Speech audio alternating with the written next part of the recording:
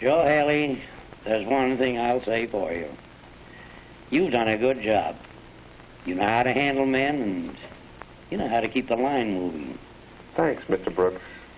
You work hard, Joe. You're a good foreman. Yes, women workers do present problems, Joe. It's tough, I know, but there are thousands of others, just like you all over the country, facing the same problems. Pretty generally, you'll all find about the same answers.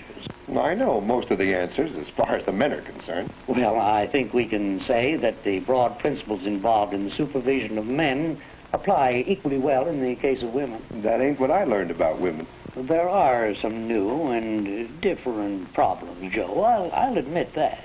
Women scare me. At least, they do in a factory. Well, maybe the women are scared too, Joe. Let's see.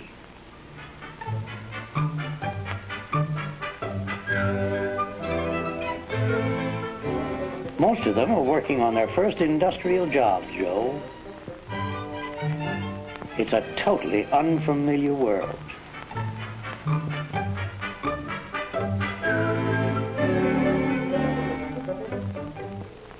You see, they're not naturally familiar with mechanical principles nor machines. Why, even the language applying to common processes and tools are new to them. It must sound like double talk to them. Now, if anybody wants a flam span, give with the double left-handed jerry wrench on account of it might subbobulate the orange crepe with the torpid. On the other hand, if a span flam is wanted, that's single right-handed, providing the pressing puncture is adjusted to the conch front of 37 and 2/8. Is that clear? I know, Joe. It takes time to make them feel at home, but it can be done. You talk like a man who knows women. We'll see, Joe. We'll see. You know, women workers can be surprisingly good producers, and it helps a lot to get them off to a good start. When breaking in any new worker, and of course especially a woman, you've got to explain every angle of the process down to the last detail. And since most of them lack mechanical background, you've got to study every job and subdivide it into simple operating steps. It's a good idea not to use trade terms, except, of course, where we must, and then explain in plain language exactly what such terms mean. And no matter what the job, he fits the tools and the work arrangements to suit the worker.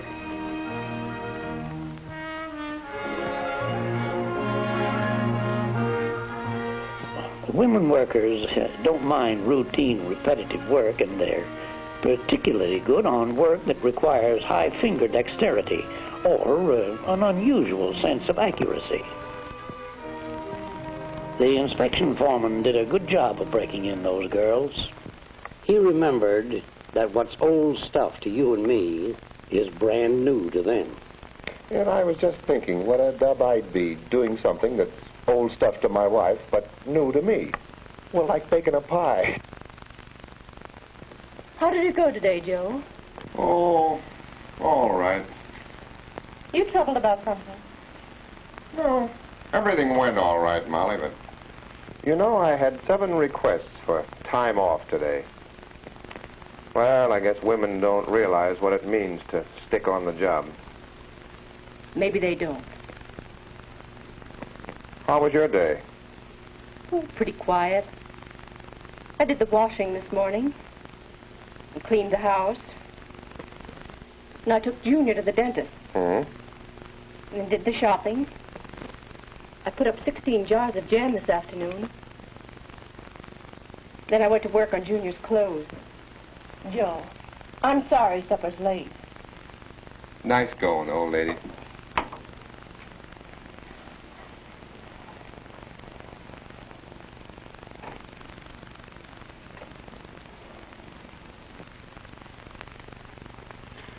You know, Molly, I've been thinking. Yes, Joe.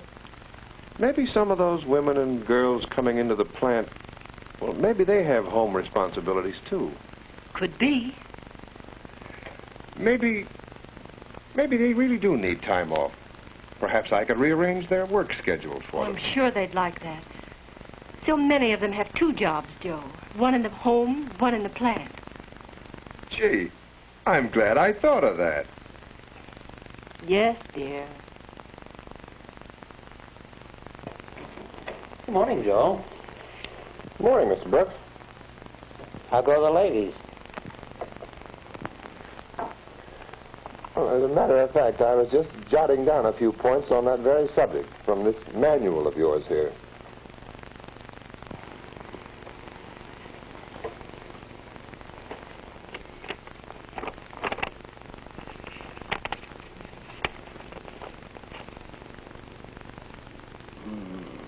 Women are individualistic by nature and are apt to make a personal application of any action, rule, or regulation. You're telling me. The supervisor should scrupulously avoid spending too much time with any individual woman worker, holding everyone to the same standards of performance and avoiding any appearance of favoritism. That's a neat trick, if you can do it. Well, Joe, this all boils down to 4 things to remember.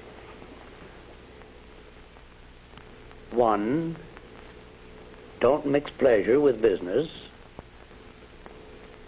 2, women can be awfully jealous of each other. 3, avoid undue familiarity. And finally, women are more sensitive than men. I'll say they're sensitive. Why, only yesterday, after I finished talking to you, Yes?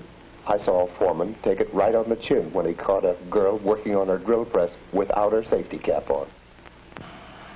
Mary, you're supposed to wear a cap when working near a drill press. Well, why pick on me? The other girls aren't wearing their caps. Look, the rule book says wear a safety cap. So put your cap on.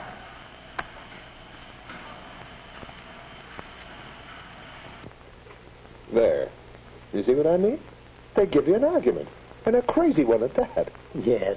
A man probably would have kept the argument about himself and not trapped the foreman the way she did. What do you mean, trap him? Oh, Lord bless him. It's an old stunt, Joe. You go after a woman worker on one point, and she switches the issue. Well, why limit that to women? Now, the issue was, why wasn't she wearing a cap? Yeah. And she switched him to the fact that the other girls weren't wearing theirs. And all he did was stand on his dignity.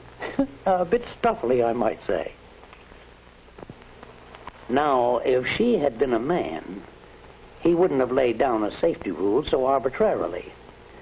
You know, Joe, you've got to tell them the why of every rule, particularly women. Now, suppose he had handled it in this way. Mary, your hair was just about 2 inches away from the strill chuck. And that's why we asked you to wear a cap so that your hair don't get caught. Oh, gee, You see, rules are here to protect you and the other girls working around you. I saw some of the other girls, and they weren't wearing any caps. That's right, but they're not working with machines. They just sit at a bench and assemble things. Nothing dangerous to them or the people nearby. You know, I never thought of it that way before. You have your cap with you, haven't you? Yeah. Okay, I get it. A foreman will always have the eternal feminine to contend with, Joe. You know, jealousy can cause you no end of trouble. Now, avoid spending any more time with one than with another. Treat them all the same, pleasantly and friendly, but with no favoritism. And above all, avoid undue familiarity. Watch the little things, Joe. The eternal feminine is very conscious of them. And finally, I don't have to tell you not to mix pleasure with business. To all the rules in supervising women, add just one more. Act quickly. Never let a situation get underway. Remember, Joe, we couldn't have won this without the help of the women in this plant.